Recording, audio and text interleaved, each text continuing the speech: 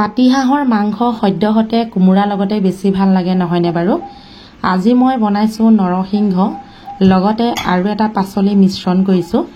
আটাইৰে প্ৰথমৰ পৰা শেষলৈকে চাব। যদিহে মই বনোৱা পদ্ধতিটো আপোনালোকৰ পছন্দ হয় তেনেহ'লে লাইক কমেণ্ট লগতে ফ'ল' এটা কৰি থৈ যাব বুলি আশা ৰাখিছোঁ। আহক তেনেহ'লে আৰম্ভ কৰোঁ। আপোনালোকেও চাই গৈ থাকক।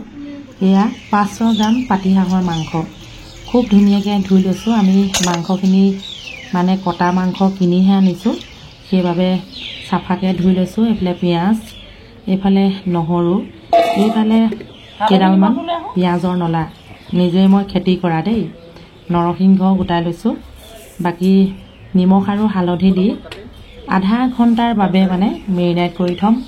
এইফালে ভেন্দি কাটি আছে, এইফালে বাবা কাৰণেও কিবা এটা কাটি আছে। মই বৰাবৰ মাংস মেৰিনেট কৰিছোঁ। ছোৱালীয়ে আদা নহৰু পিচি দিছে। এয়া নৰসিংহ পাত মানে সুন্দৰকৈ মিহি মিহিকৈ কাটি ল'লোঁ। যিহেতু ৰাতিপুৱা সময় সেয়েহে আটাই কামত লাগি আছে।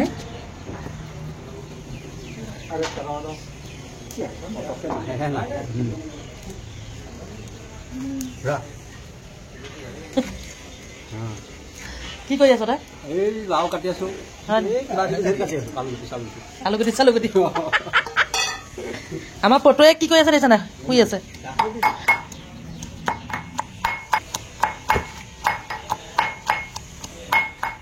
আন দিনাখনৰ দৰে আজিও মই বাহিৰতে জুইটো ধৰি কেৰাহী পাতি ল'লোঁ। তেল গৰম হৈ গ'ল। এতিয়া লাহেকৈ মই পিঁয়াজখিনি যোগ কৰি দিছোঁ। অকণমান ৰঙচুৱা হোৱাৰ লগে লগে এতিয়া মই নৰসিংহ পাতখিনি দি দিছোঁ। নৰসিংহ আমাৰ চুলিৰ বাবে বহুতেই ভাল, লগতে নৰসিংহ ভাল ভাল গুণ ধৰি আছে, আটায়ে জানেই। পিঁয়াজৰ লগতে খুব ধুনীয়াকৈ ভাজি লৈছোঁ। গোন্ধটো একদম মলমলাই গৈছে। আদা নহৰু জলকীয়া অকণমানো তেলতে এতিয়া দি দিছোঁ। যিহেতু এনেধৰণে তেলতে যেতিয়া আদা নহৰু পৰি যায়, সঁচাকৈ কৈছোঁ বহুত ধুনীয়া গোন্ধায়, খাবলৈও বহুত টেষ্টি হ'ব। বাকীখিনি আপোনালোকে চাই থাকক। পদ্ধতিটো আপোনালোকে চাই ল'লে নিজেও কেতিয়াবা বনাই খাই চাব পাৰিব। এয়া মাংস যোগ কৰি দিছোঁ। খুব ধুনীয়াকৈ 15 মিনিটমান ভাজিব লাগিব। ইয়াত এটা এটাকৈ বস্তু দি যাব লাগিব, কিন্তু হাতাখন আঁতৰাই দিলে নহ'ব দেই, তলত লাগি ধৰিলে খাই ইমান ভাল নাপাব। এতিয়া পিঁয়াজৰ নলাখিনি দি দিছোঁ।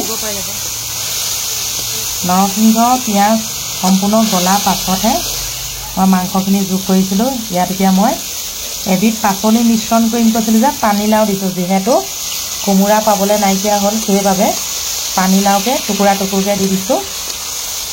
পাতিহাঁহৰ মাংসৰ লগত পানীলাও আৰু নৰসিংহ আজি মানে খাবা আৰু। এনেধৰণে খাই বহুত ভাল লাগে। আপোনালোকে যদিও খোৱা নাই খাই চাব। কিছুমানে যি টি মিলাই খাবলৈ নিবিচাৰে, কিন্তু খালী মাংস আৰু আলু খাই ইমান মই ভাল নাপাওঁ। খোৱাটো ইমান ভালো নহ'ব যেন পাওঁ। সেয়েহে এয়া চব এতিয়া গৰম পানী মিশ্ৰণ কৰিব হৈ গ'ল।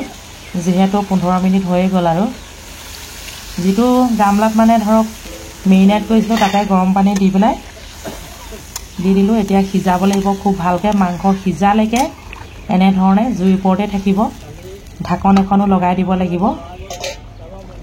খুব ধুনীয়াকৈ উতলি আছে। আকৌ বাকী থকা আদা নহৰুখিনি দি দিলোঁ। এয়া দেই প্ৰায় সিজি উঠিছে আৰু যিমানখিনি পানী দিছিলোঁ অলপ শুকায়ো গ'ল, লগতে মাংসখিনিও খুব ধুনীয়াকৈ সিজি উঠিছে। বাকী যি বস্তু দিছিলোঁ আটাইখিনি গলি গ'ল দেই। কেনেকুৱা লাগিছে পদ্ধতিটো আপোনালোকক জনাব।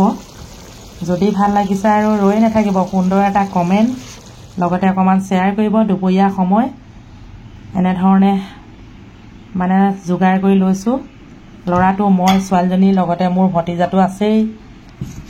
মানুহজনেও বাহিৰতে খাই আছে। বাকী সুন্দৰকৈ আপোনালোকক দেখুৱালোঁ কেনেধৰণে ৰান্ধিলোঁ। কচু শাকো আছে। এয়া কচু শাক আকৌ কালিয়ে বনোৱা, ফ্ৰিজতে থৈ দিছিলোঁ। ঠিক আছে, আজিলৈ আহিছোঁ। বাই বাই, আকৌ লগ পাম।